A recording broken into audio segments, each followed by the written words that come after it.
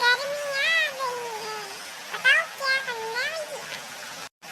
सिर्फ ईद सेकी। गर्मी कैसे आई रे? अभी तो सर्दी आ रही।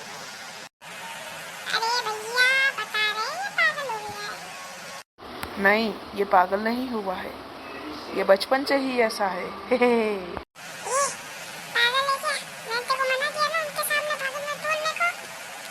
ओके, पर भाई क्यों? अरे वो तुमको क्या बोल के गया? बोला कि कुछ बताना मत उनको। पता नहीं क्या चल रहा है इन दोनों का। यार छोड़ो, मैं तो जाऊँ। अरे भैया सच बात बताते हैं, वो कल मेरे पास आया, उसने बोला कि ना ये अंकल को तो जानता ही है। मैंने बोला नहीं। हाँ, तो इससे क्या लेन देन हुआ उससे? वो सब पार्ट 2 में पता चलेगा। और अगर आपको पार्ट 2 देखना है तो कमेंट में लिखो पार्ट